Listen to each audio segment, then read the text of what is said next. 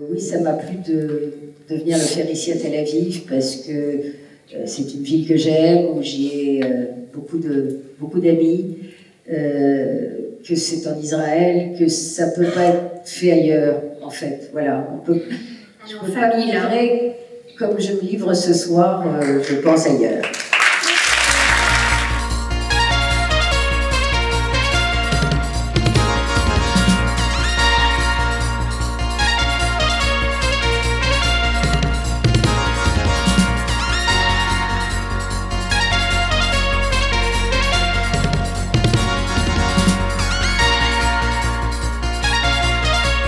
Bonjour Anne Sinclair, merci de nous accorder cette interview. Vous avez parlé d'antisémitisme ce soir suite à une question du public. Vous avez parlé de la différence entre l'antisémitisme d'État et l'antisémitisme des populations. Alors c'est vrai que la France ne pratique pas l'antisémitisme d'État, c'est ce que vous nous avez dit. Et quand même, il y a beaucoup de juifs qui souffrent d'antisémitisme aujourd'hui. Il y a 74% d'augmentation des actes antisémites en France. Qu'est-ce que ça vous fait ? Beaucoup d'inquiétude et beaucoup d'indignation. Ce que je voulais dire, c'est que je pense qu'on ne peut pas dire que la France est un pays antisémite. Que aujourd'hui, y ait des antisémites en France, il n'y a aucun doute à ça. Et qu'il y ait une résurgence de l'antisémitisme, c'est sûr. Et il n'y a pas qu'en France. C'est un phénomène général, mondial, européen en tout cas. Je pense qu'il y a deux sortes d'antisémitisme qui se rejoignent. Il y a le vieil antisémitisme d'extrême droite qui demeure, qui est vigoureux et qui existe toujours avec des revendications évidentes de cette partie de la population, et un antisémitisme d'extrême gauche qui est un antisémitisme que j'appelais de mauvaise conscience coloniale, c'est-à-dire très mal à propos de dire au fond nous avons opprimé les Arabes et donc tous ceux qui oppriment les Arabes sont à bannir. Et comme Israël représente l'Occident, l'homme blanc, tout ce qu'aujourd'hui eux combattent, Israël est devenu le diable.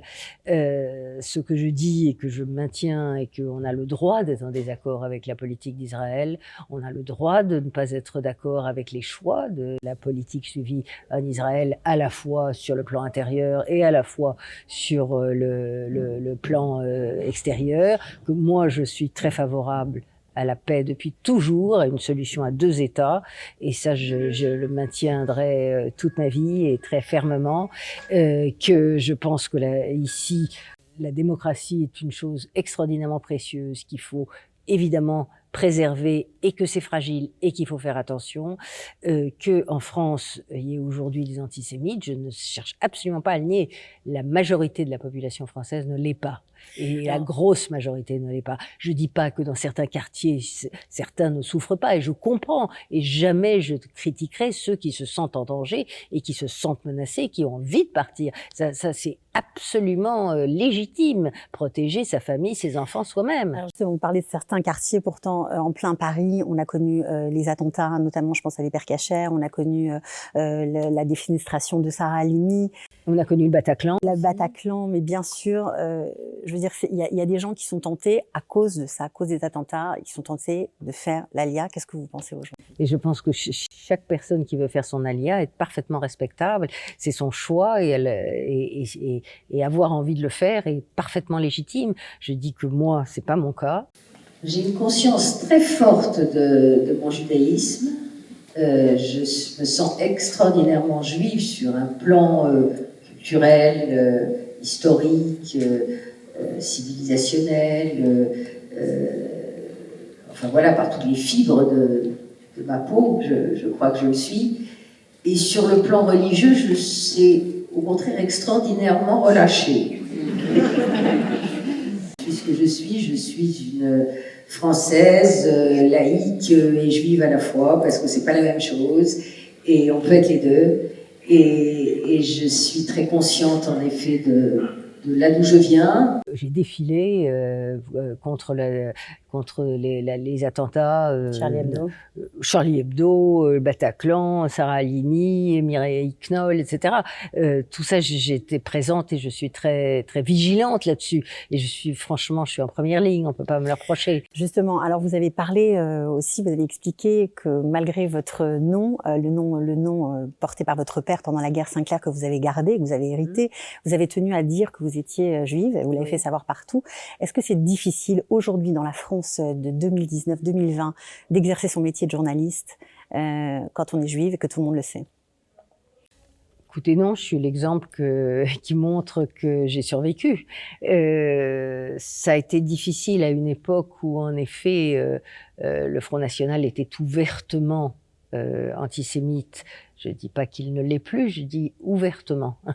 Donc j'ai été très attaquée, surtout que j'avais pris une position très frontale et que j'avais refusé de recevoir Jean-Marie Le Pen, ce qui était absolument incompris de la plupart, à la fois des journalistes et souvent d'une partie de la population. Je n'ai jamais invité Jean-Marie Le Pen.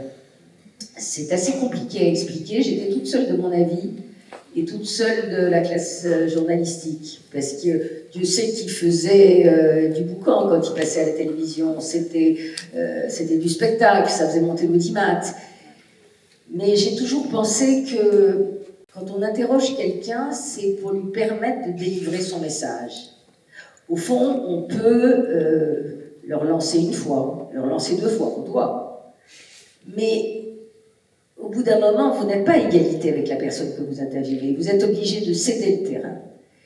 Et quand vous êtes avec des personnages qui sont à la marge de la démocratie, ça me semblait au-dessus de mes forces. Et je n'aurais pas interrogé Le Pen comme j'aurais interrogé n'importe quel autre politique, comme Juppé ou les autres. Et donc, on aurait eu à bon droit de me dire que je ne faisais pas le métier de la même manière.